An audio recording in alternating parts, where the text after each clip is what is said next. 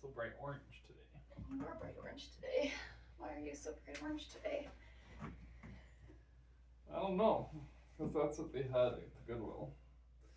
That's a good thing to find at Goodwill. Is it like Mountain Hardware or something? Yep. Sweet. Fancy smancy.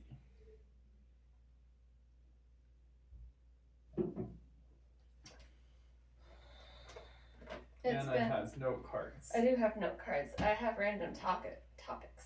Oh. Because it's been a week. It's been a week. That's the understatement of the week. But it has been a week. Yes. Tess broke her foot. Yay! Just the toe. Poor toe. It looks unhappy. Watch out for those curves. They'll eat your toes. They will. My grandpa died this morning. Yeah. There were lots of police officers yesterday. Yeah.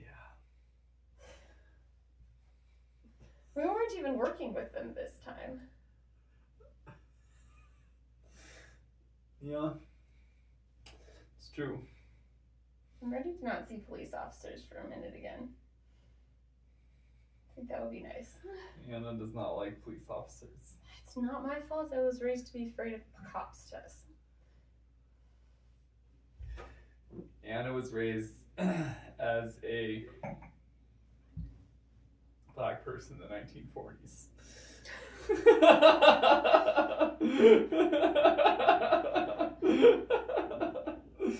Oh my god. No, I was raised as a focus on the family child. All of the ones who are raised by focus on the family like fully knew not to talk to the cops. Because they might think you were getting abused. Because you were.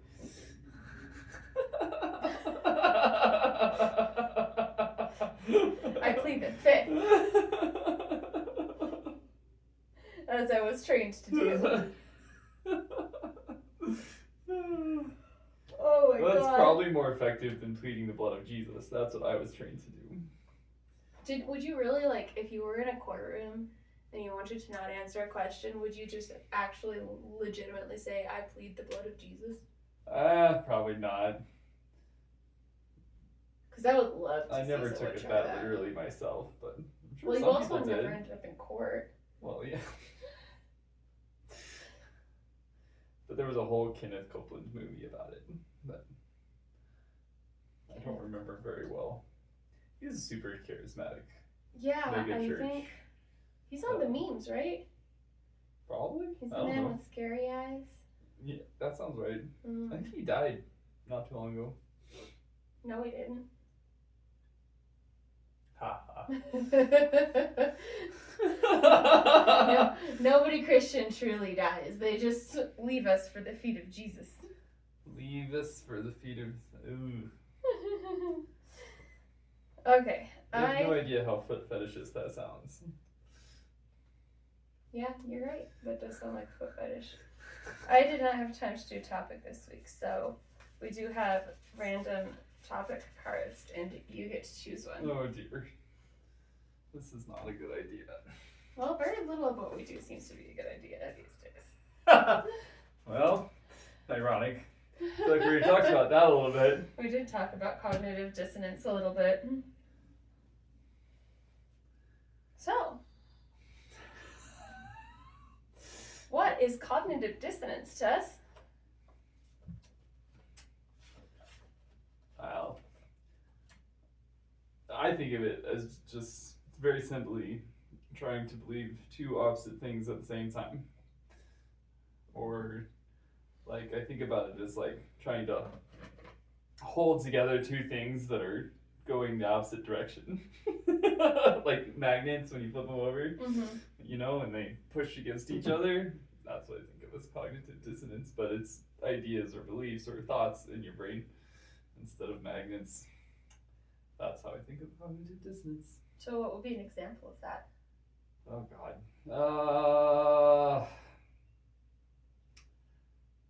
Okay, I mean, like, a really broad, easy one to point out for me, but in, like, Christianity is the love your neighbor as yourself as one of the greatest commandments according to Jesus. And then their emphatic hatred of immigrants. Trying to hold together those two ideas. Or you could take the same, I mean, you could do a lot of things with the love your neighbor as yourself one in Christianity because it counters so many of the things that especially American evangelicals are so adamant about. But like, so like immigrants, hating immigrants, love your neighbor as yourself, or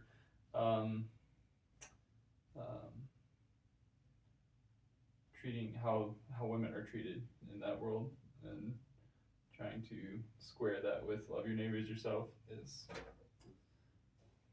cognitive dissonance. Because it's not really the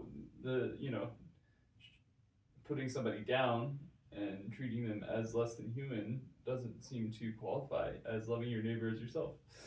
So anytime you have that scenario, you have cognitive dissonance. And there's lots of little things with that you stumble across. Donald Trump is another good example of cognitive dissonance, because we were always taught that we were supposed to have high standards for ourselves and our leaders, and that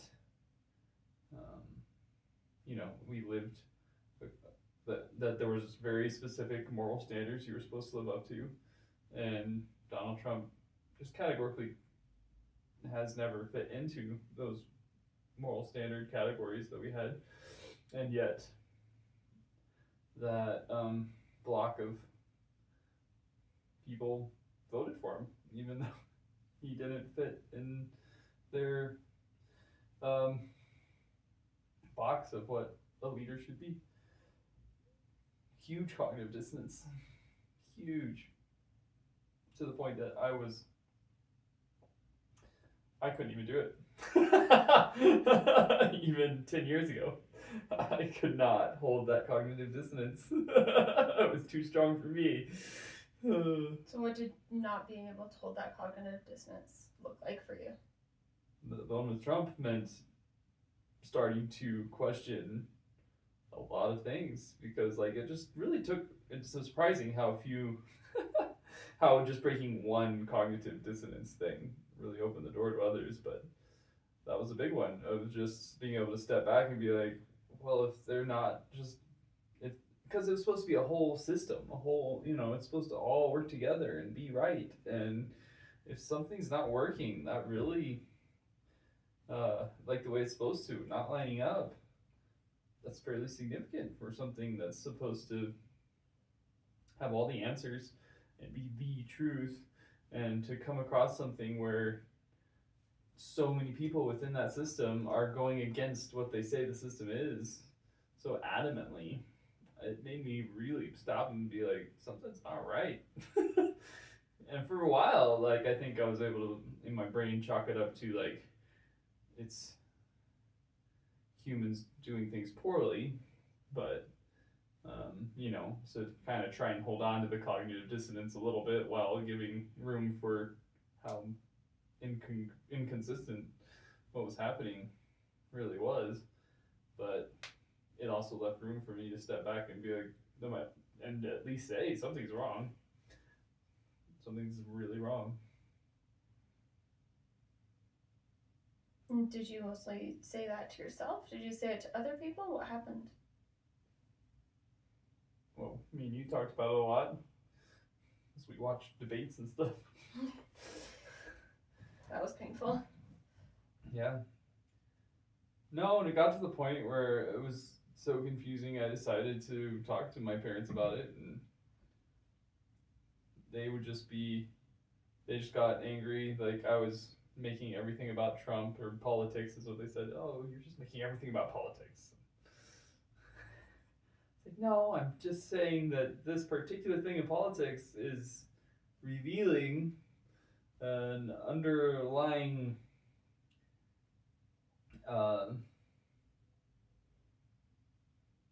cognitive dissonance in Christian evangelicalism. Like so many people, my whole life told me this, and instead of doing it, they're doing the opposite of that. They said we had to vote for people with high moral character, and who are going to lead the country to, better biblical standards, and you can't just pick one biblical standard and act like that's doing what you told me was necessary. Because they would talk about abortion or whatever, because that was always a biblical standard according to them. And, that was the one. Yeah, but and sure, maybe at the time we weren't really sure what Trump was going to do, but at the time it was like, so maybe he's continues to be pro-life and that fits that standard, but he's broken all of these other standards that you theoretically have, and you're just like gonna be okay with that, even though when the senior pastor of our church broke those same standards, he got kicked out. Or now, I didn't know this 10 years ago, but now I am being shunned for breaking those standards. Those same standards that Donald Trump has broken regularly and never stopped breaking regularly, as far as I can work out. And yet, they're willing to let that slide. And it's very double standard, cognitive dissonance. Made me go, huh? It's not right. Something's not right about that. So where do you think the difference comes in there? Why are they willing to take that from somebody like Trump and not from somebody like you?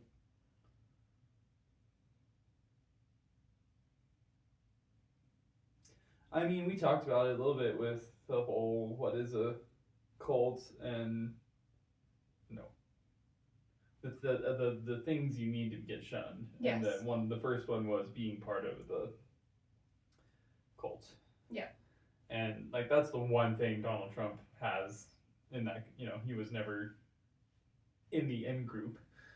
He was never part of the cult. To put it that way.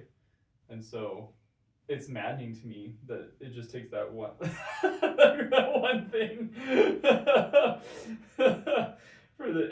I don't think it's just that thing. I think it's that and the fact that he offered the very specific world of power that they've been longing for decades. And so between those two things, they were able to be like, well, it's it's not perfect, but it'll get us what we want, essentially. What sort of power are you talking about that they've been looking for decades?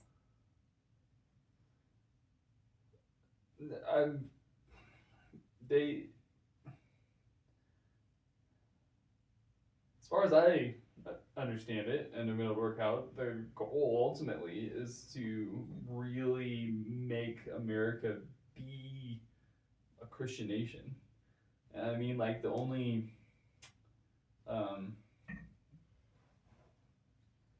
parallel that I can think of would be like a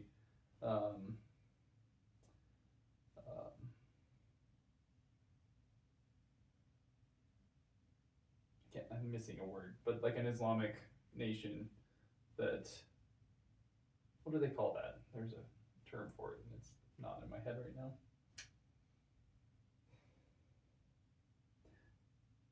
But the Islamic nations that have, where their whole country is run based on the Quran, right?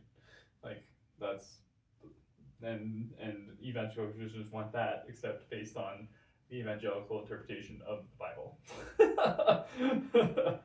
And which, that's a whole other thing all by itself, but that's what they want. They want the power to be in control of the country of America, and for not going to, I think they'd be happy if not going to church was illegal, and things like that, and just this in trying to follow this what they call a literal interpretation of the Bible, and that would be law. I think that's kind of been their goal, and I don't know how likely that is to come about. It seems more likely now than ever with the way it is currently. Yeah, it's a little scary these days. I know, and it's like scary. Like even Sharia law. That's the phrase I was trying to think of. Countries under Sharia law.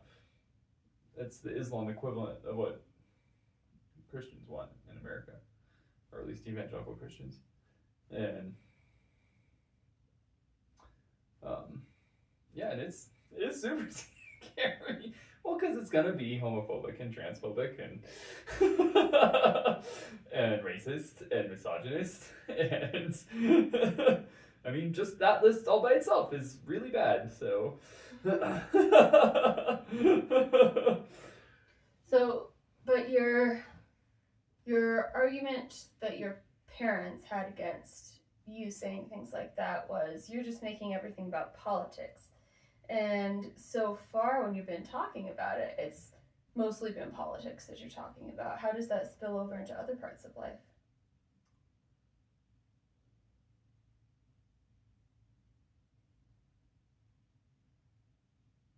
Well, I mean, because the way I was raised, the religion was your whole life, right? It was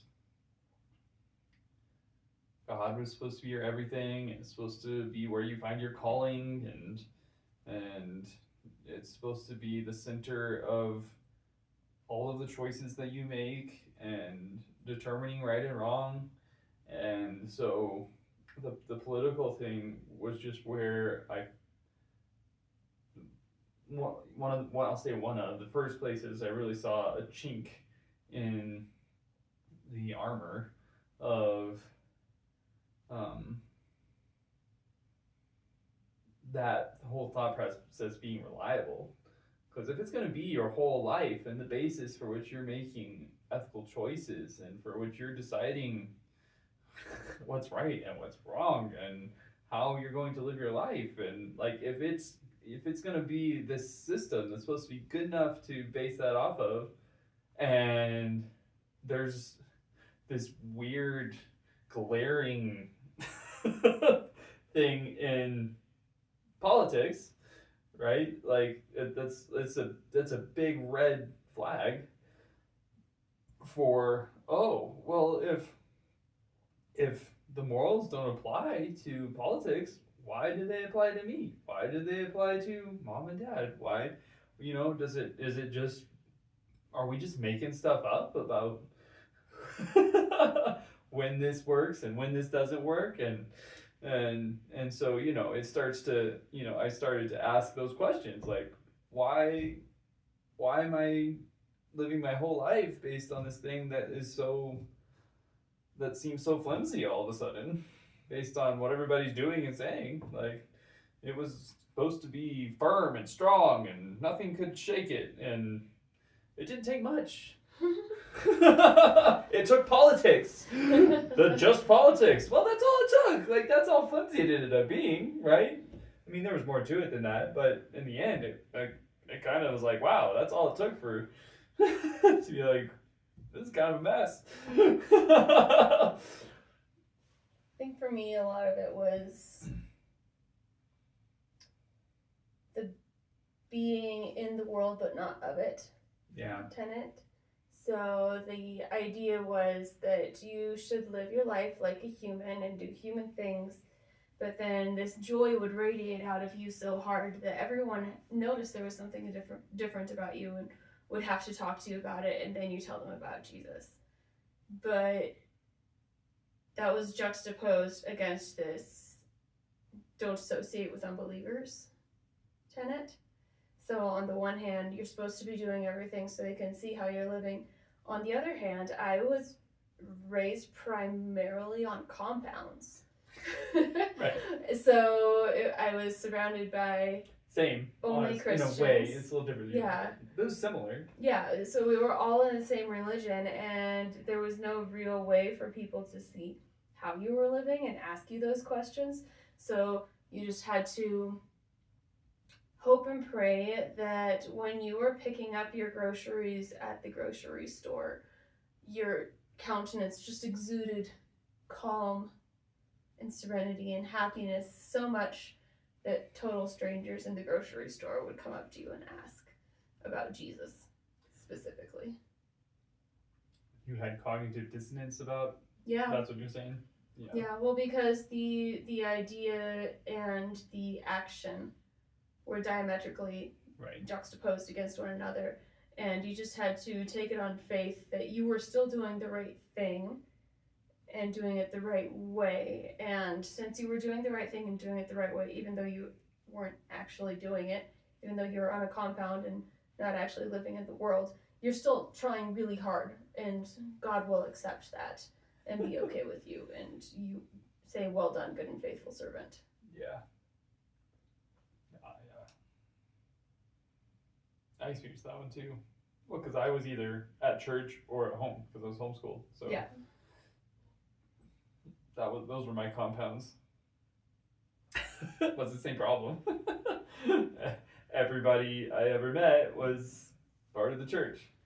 Right. Well, who were we witnessing to? If you started hanging out with anybody outside of the church, it had to be specifically for evangelism, and usually it was not looked upon very kindly because the company you keep determines your morals, and these people are not Christians, so they obviously have really bad morals. So if you're hanging around with them, then you must have bad morals too. Yep. So that was a huge point of cognitive dissonance for me.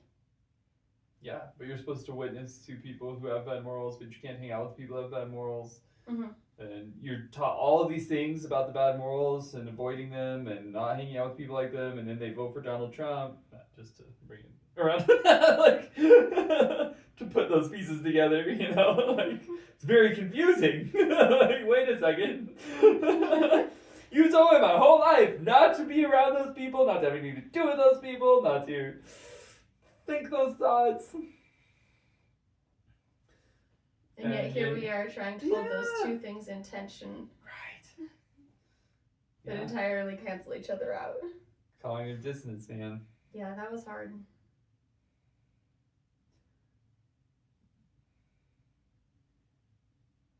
I think I told you this a couple weeks ago, but one of my favorite things about not being a Christian anymore is not having to hold things in cognitive dissonance. Like, it's so much easier to live life without doing that. I'm not saying I'm always thinking completely straight and clearly, and yeah, well, no one is. You still get to be human. Yeah, I'm sure there's things that are a little dissonant in there, but I'm not like actively fighting for to hold these things together. Yeah. Well, and the thing about cognitive dissonance too was that if you ever realized that you were in cognitive dissonance and you were trying to like make these things go together or ask why don't these things go together, that wasn't a thought process that you were allowed to have. That was the devil trying to tempt you out of believing the truth, and you had to resist that at all costs and think about only the other things, whatsoever things are good, pure, holy, of good report, if there be any virtue, any praise. And cognitive dissonance does not have those things. So you're supposed to put that out of your mind entirely, because focusing on it or asking those questions would lead you astray. Yeah. And being raised that way, it meant that like I would hold things in cognitive dissonance without realizing that's not what I was doing. Because it was just like you just bury it and don't think about it, and like you said, it's just there's just this overarching good thing you're supposed to think about, and that is always good, God, and or scripture maybe, and think about a scripture you memorized or something like that, and or like I think one thing I would do is like try and find scripture that would kind of argue the dissonance away, and hold on to that. Or I think lots of Christians probably do that. Yeah. You just hold on to a chunk of words clumped together that seem to make it feel okay again, I guess. Just reciting that mantra until Yeah. your thoughts go away. Yeah, basically. Yeah. Good old-fashioned mind washing. Brainwashing? Brainwashing? Why did I say mind washing? I have no idea. You probably got mind washed into it. Alright, another topic. Another one! Another one. Oh, okay, boy. let's see here. Yeah. We have several. I'm really bad at shuffling things. This is why I can never play poker.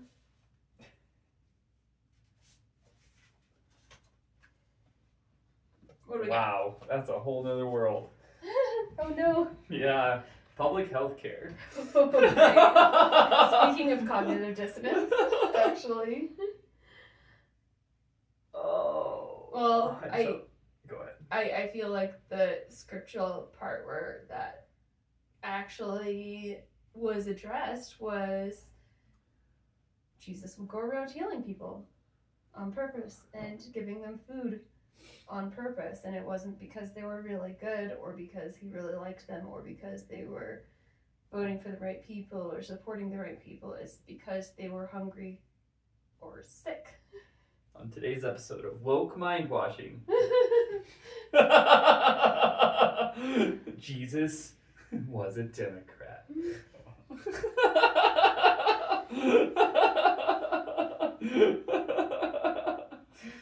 Well, and that was such a big part of the New Testament teachings that we were raised with was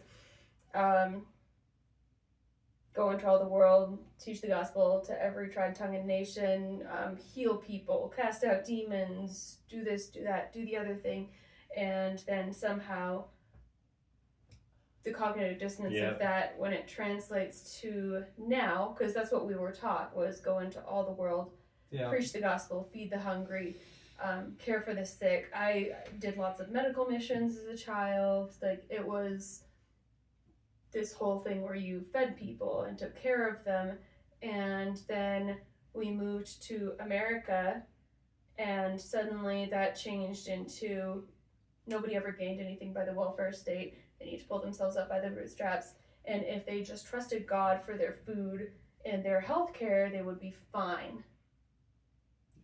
And the problem is not that they are poor or need health care or need food.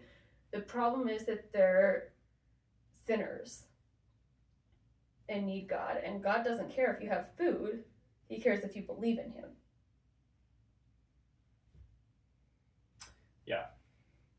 No, a huge cognitive dissonance. And again, very political. I think us getting political? Never. Well, yeah.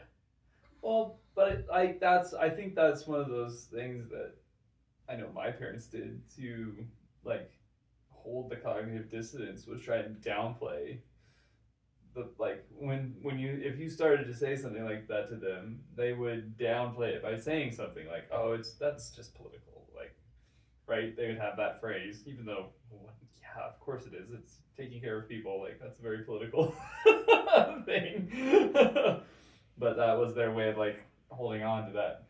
They would separate themselves from like the Republican agenda in that moment, to hold on to the cognitive dissonance of I'm a Christian and I want to take care of people, and yet I'm still supporting the Republican side of things, the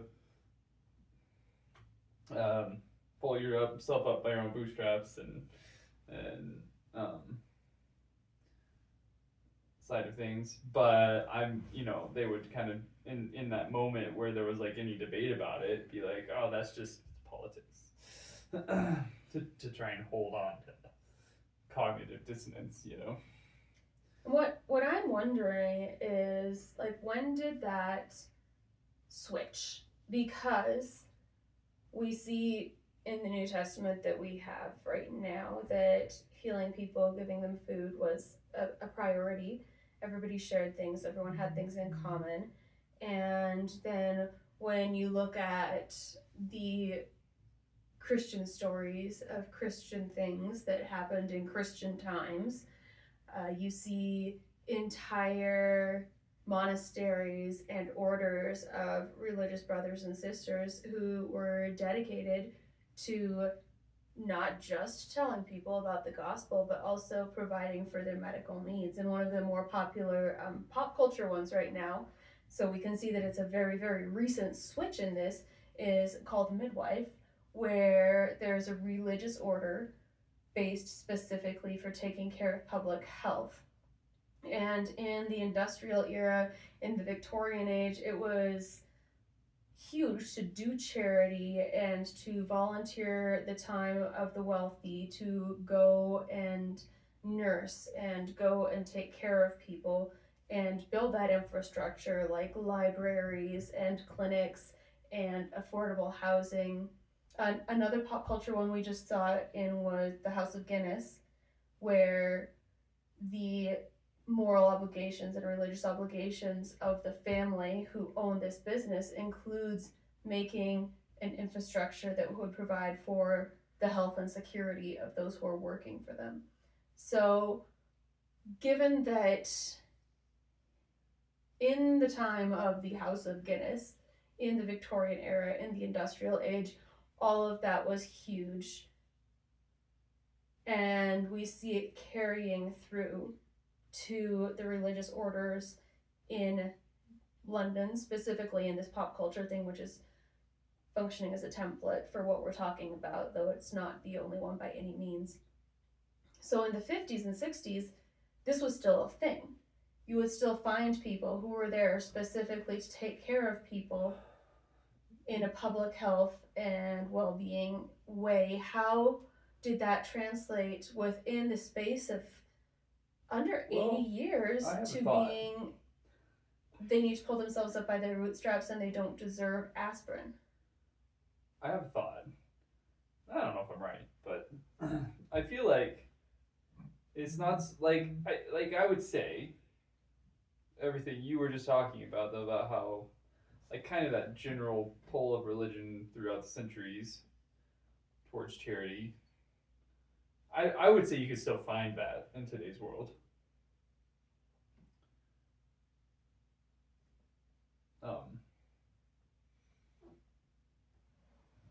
I mean, even Compassion International or the free clinics that we used in Chicago. Yeah. Or what's the Christmas one? The box. Operation Christmas Child? No. No. Yeah, that was okay, and I will tell you why. I will tell you why. That was bad example. That was a very bad example because I had thought about it a long, long time. Because the point of Operation Christmas Child is not to actually help anyone. The point of Operation Christmas Child is to make white people feel better about sending things to impoverished nations because they're sharing the love of Jesus at Christmas time. And it doesn't work. First off, it's not providing for any actual material needs. Yeah. Secondly, it's not providing for any health needs. And third, the things that get put in those stupid packages are just absolutely terrifying. Because my brothers and I received Operation Christmas Child boxes because we were part of the impoverished communities that they sent them to. And it was like dental floss in the little bitty things, so you get like maybe 2 times you could use the dental floss, and nobody knows how to use it, and it's really hard to use, but also it's the tropics, so it all melted together, and it's just this weird little pile of waxy goop. And men's XL Nebraska Cornhuskers briefs, and this is probably still part of why I hate Nebraska, is because why would you send men's XL Nebraska Cornhusker briefs to an impoverished child in the middle of South America? I don't know. We don't wear the same clothes. I mean, underwear could be universal, but an XL for a 200-pound American man is not going to fit an impoverished 8-year-old in the middle of nowhere. That's just... That's weird. That's bonkers. It's weird, but for it to switch from, I will go provide food to these people, to, I will send this pair of extra large men's Nebraska Cornhuskers briefs to South America, I'm still going to say that's a pretty big switch. For sure. In reality. Yeah. Well, again, though, like, I think that was a bad example, but, like, there are good examples of people actually trying to do things that are legitimately helpful. Okay. They exist. They do exist. Yeah. However. But what I'm, that's not my, go ahead. I have a whatever, or a but. Yeah, I know you have a but.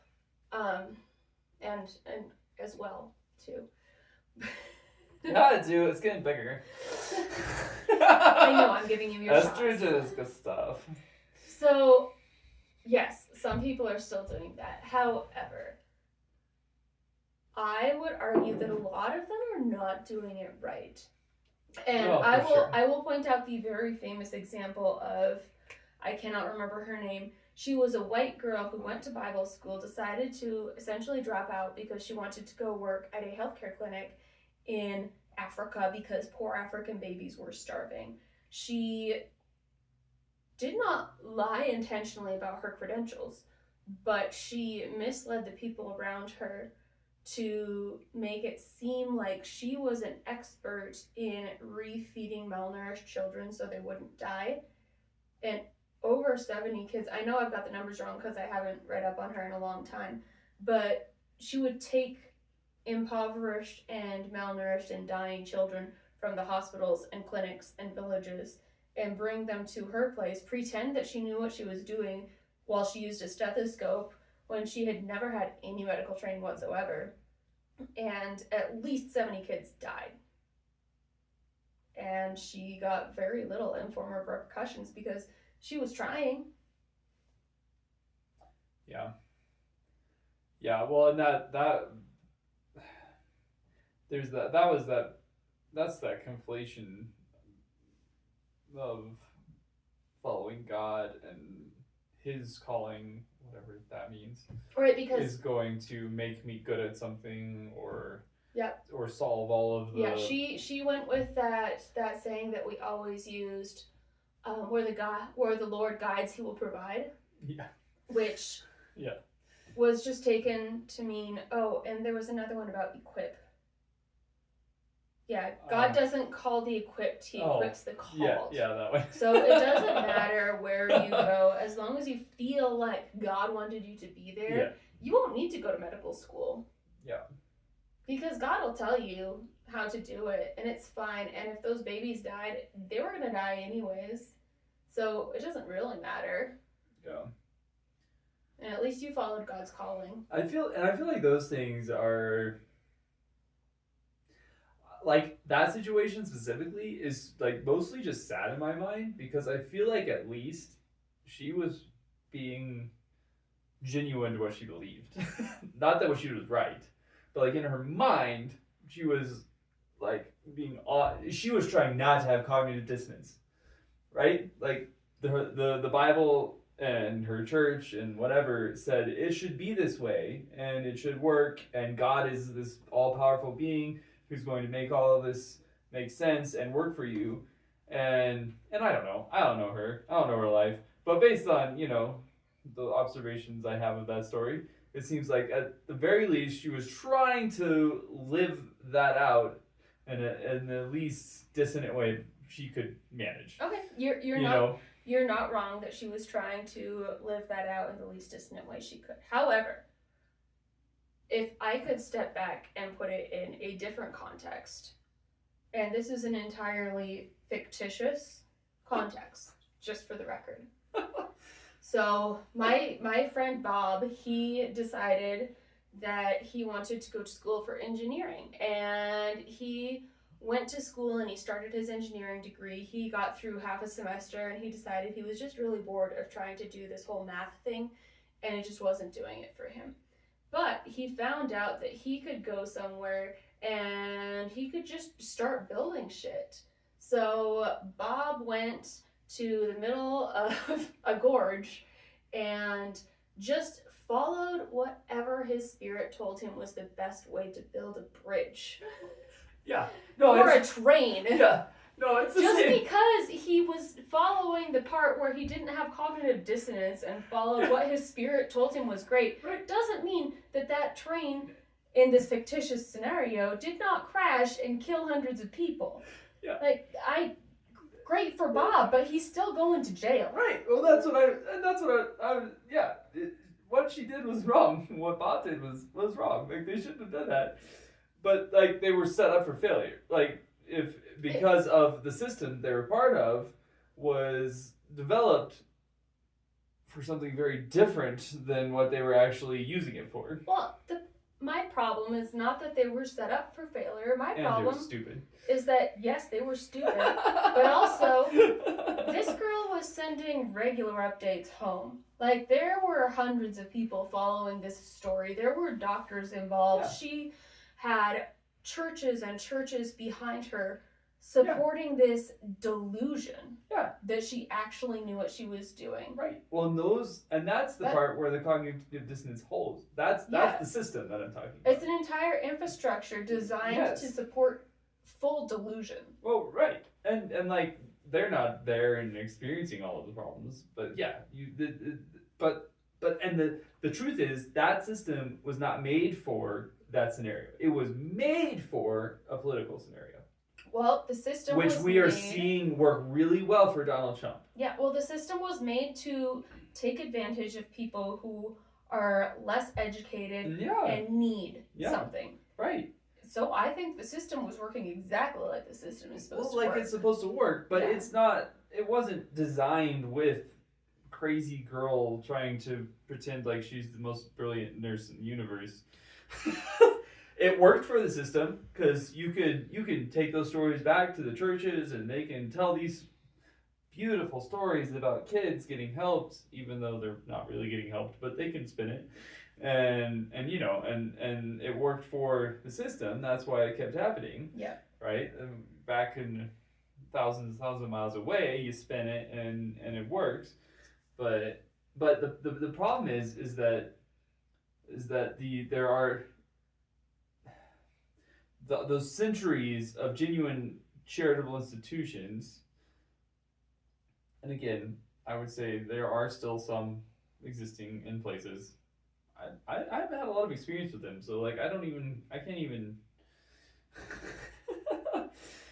whip them out. The ones I did whip out were not great. But anyway, but that's not my world of experience. Is the other side of where I think, because you were asking like when did it change, and what I see is that at some point in the American experiment, in the Protestant experiment, there was an odd marriage of religion and power, which, I don't know, you can see that in religion all through history. I mean, Catholicism is, I think, and we see it in Catholicism because Catholicism has been around longer, and so we see that the marriage of Catholicism and power going way back. Protestantism, I think it took a little bit longer to really see how Protestantism was so married to power, because it started as like a revolutionary, rebellious thing. Yeah. Right? But then it also married itself to power, just like Catholicism did. And we're starting to see... The Catholicism started that way, too, because like the Universal Church started as a movement against classical gods, goddesses, that sort of thing at the beginning of all the way back. all the way back in like the hundreds to 200s AD/BCE. The religion has always been a response to power. Right. But the problem is it works well and becomes the power. Right. Exactly. Which is why you always have to have something coming against it and being like, shut the fuck up. Well, yeah, and we're just, I think, 1900s, 20th century, 21st century America specifically, we're seeing that really strong tie between Protestant evangelicalism and power in America.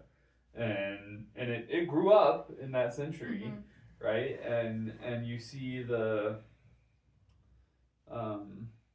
you see religion go from that feed the poor and the hungry thought process to that how do we use this to to get more power in in the country, like. Well, and it's so easy though, and I would argue that that's how America started, was by abusing the idea that you were feeding the poor and the hungry. I mean, that's how slavery happened. The orphan trains where they just stole random children from the street and shipped them out to be used as slave labor was another thing. America from the outset has been based on a very, very corrupt form of the morals that they were thinking they had.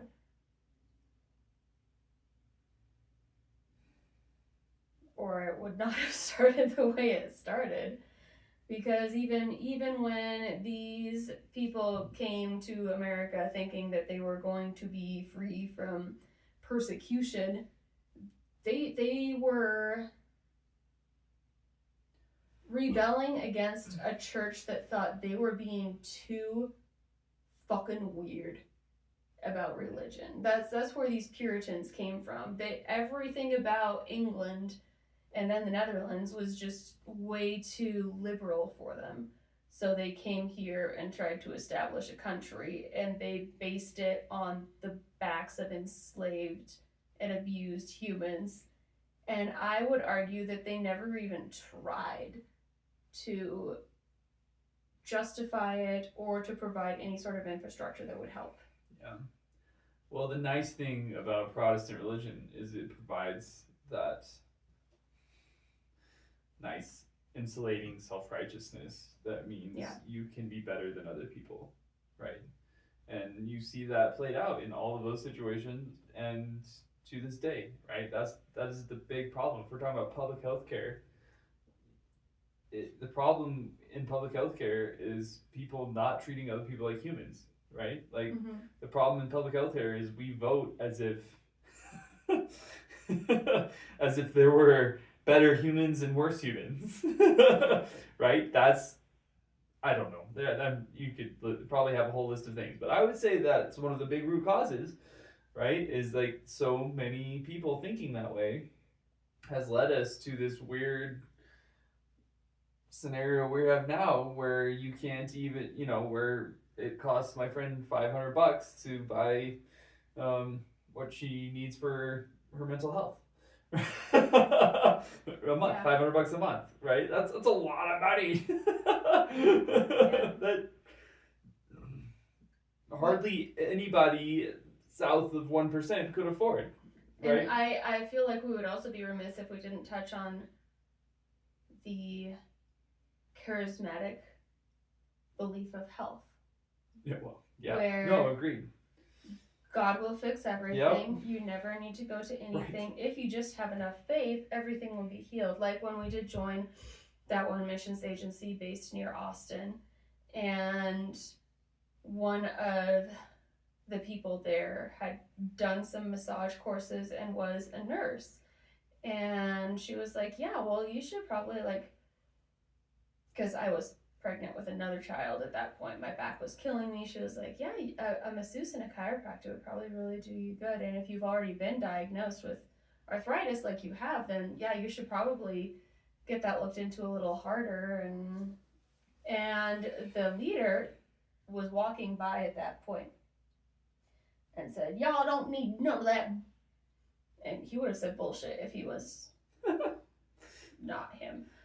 But he said, y'all don't need none of that junk. Y'all need to pray to Jesus and he will heal that back. And he was so angry that we would even talk about doing something else. And that was the same people who were praying that your reconstructed foot would suddenly just be completely healed and all of the hardware that had been put in there surgically would end up in a Ziploc bag at the end of the bed overnight.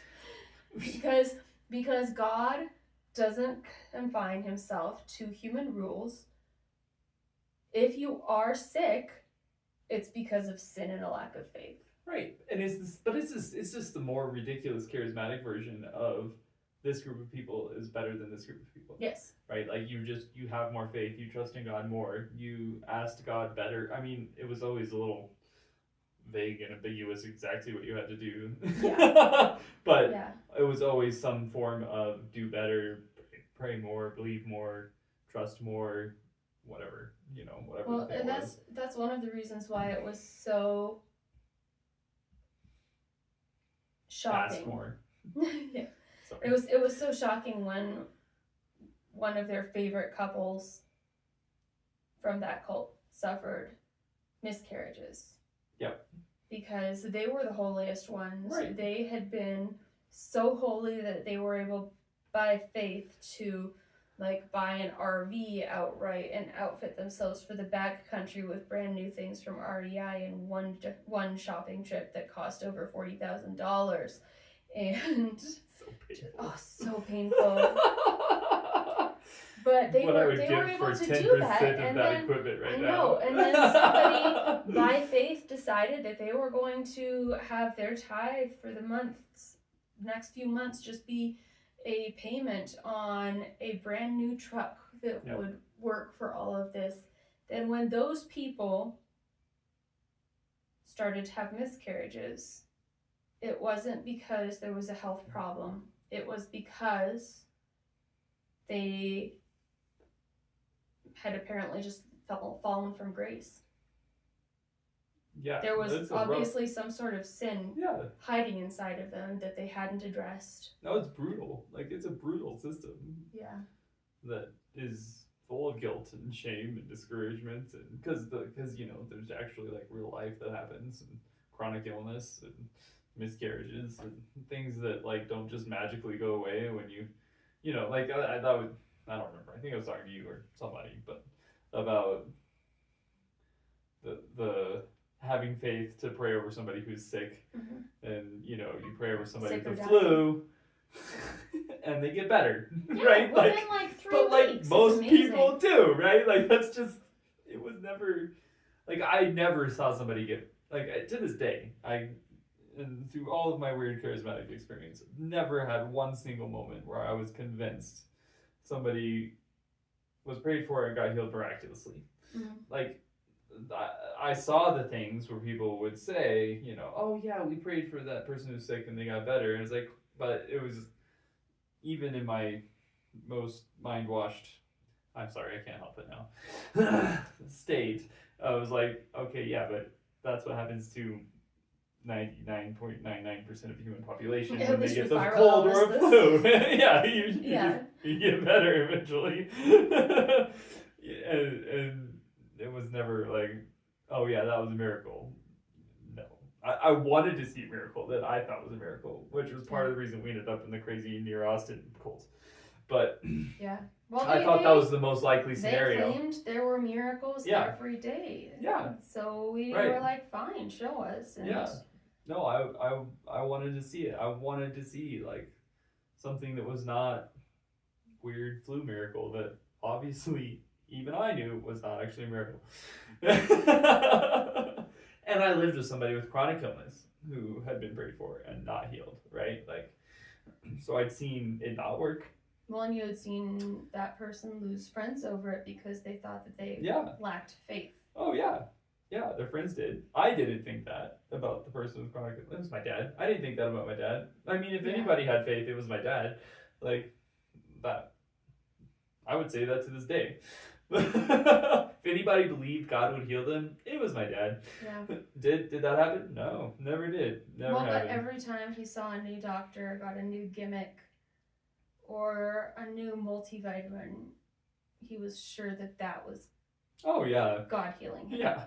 I mean, I mean, at this point, I wish he could have had like 1% of the amount of faith in his doctors that he didn't got, like real doctors who could have actually maybe figured a thing or two out. But yeah, but he didn't go to doctors for 15 years. Right. Yeah, but it's that thing of that weird trusting in God, and we're more righteous and more holy, and so we're gonna do our own weird thing. And obviously, this is something that modern medicine doesn't understand, but God understands everything. Right. So. God understands everything, and then like the ultimate thing for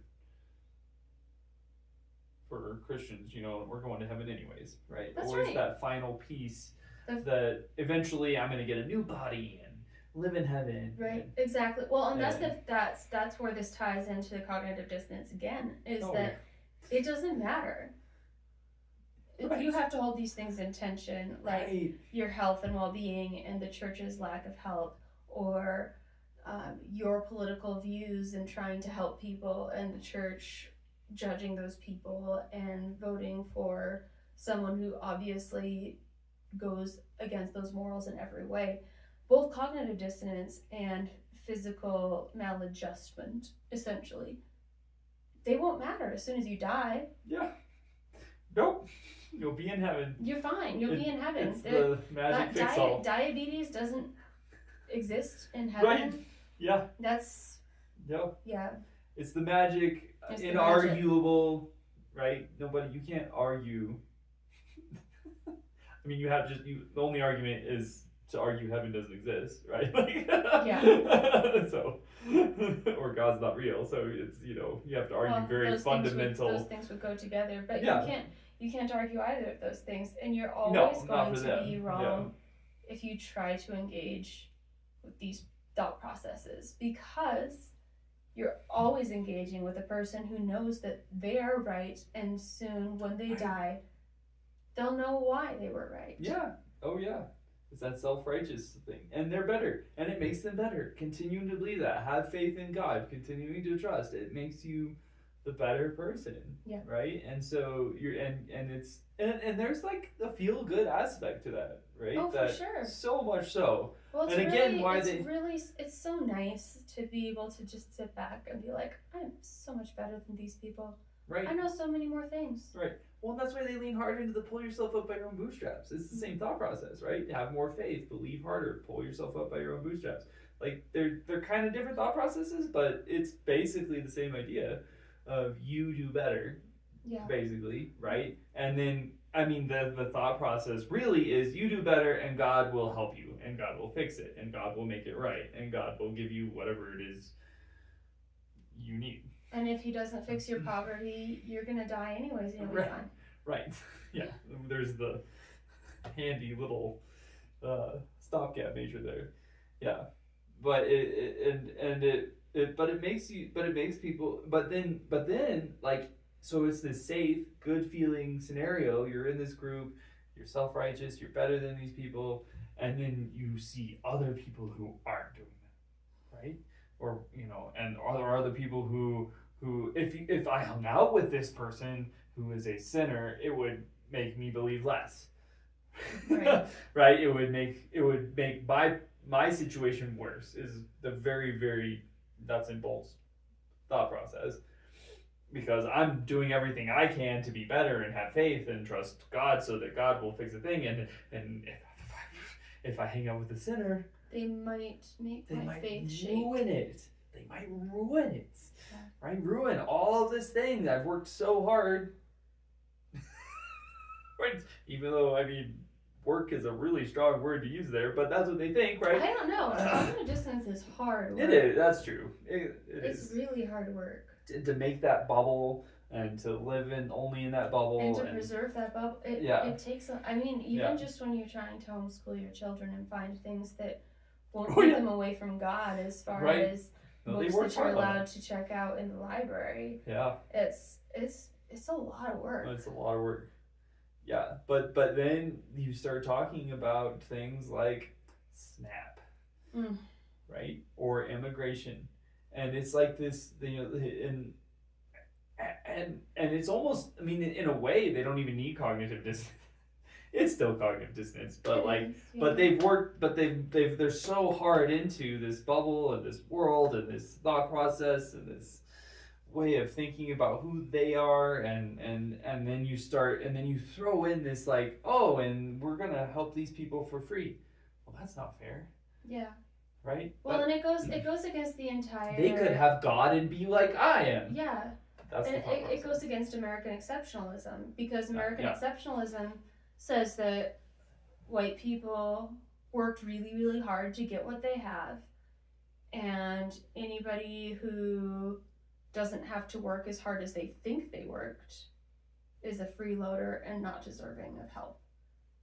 Right. Well, also, if they got to that point in the first place, their ancestors were freeloaders and not worthy of help. So why would we help them if their ancestors were pieces of crap? Well, right, and we think, and now I recognize that a lot of that is privilege, right? Yes. There's so much privilege in that is but they attribute that privilege to God. Yes. Right. The Christians attribute that privilege to God just blessing them for what they've done right. Again, it's American exceptionalism, manifest destiny, like right there. That's and so God willed it. So they look at this outsider and think, oh, well, you just need God, right? Because in their minds, this privilege they have is God, and them accepting God and trusting God and believing in God and blah blah blah blah. And they look at them and are like, oh, well, if you just believed God, like I believe God, you would have all this too, right? And then they say, and in their mind, that's very tied to belief, trust, pull yourself up by your own bootstraps, right? Yeah. That whole thought process is all tied together. Well, it's so hard to get out of that mindset too, and I still struggle with this. Because we're out of that religious sphere now, but that's a hard place to be, because if you just go to church and spend an hour a week investing in relationships with these people, very often they're pretty well-to-do, well-connected people, and if you just take that hour to 2 hours and invest it there, they will see that you are a part of their community, that you're investing in it, that you're trying, and you will have the benefit of whatever help, welfare, jobs, connections that could come from that. So where I struggle with that these days is like, it would be so easy. It would be so easy to just go to church and get connections and take advantage of them and get things, status, power, jobs, all that sort of thing. You get it just from going to church. If you're going to the right church and saying the right things at that church and making the right faces, the right people at the right times, which is very easy for me. The hard part is not doing that and trying to find any opportunity. Because that's still, because America was based on puritanical values, a lot of where community connection actually exists anymore has to be in a church setting. Right. Because that's where you go and actually milieu with people who are in any sort of different walk of life than you are. Otherwise, you're just going to work, you're going back home. There's no third space, and church for a lot of people provides that third space. But it's a really morally tenuous third space. Well, it's morally tenuous, and we'd have to lie so much to be in that space. That's my problem with it. I'd have to lie so much to be in that space. Even in a very open-minded church, I would have to lie too much to go to that church. Yeah, it's hard to talk to people who believe in a supreme being when it's like they're dating your ex. Yeah. And he was real bad. He was real bad, and that's what I would have to lie about in a very open-minded church. Yeah, I'd be like, Jesus was a really nice lover. Always made sure I was taken care of. Valentine's Day was great. Yeah, I loved it. It was wonderful. For any of the open-minded Christians out there, more power to you. But I'm sorry, I've had too many But you didn't know the same God. Yeah. You knew God before he got his we knew God before he got his shit together. Yeah. So this is like when you dated somebody and then you finally got out of this incredibly abusive relationship and they turned their life around and started going to Al-Anon and like bought themselves a house and started actually going to work. And now the progressive Christians are dating that dude. And you're like, dude, I knew him when he was in a ska band. It's not the same God. It's not the same God. Yeah.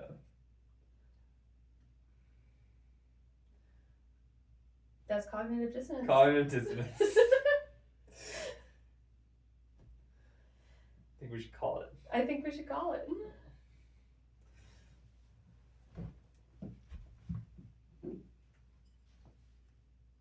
That's good shit.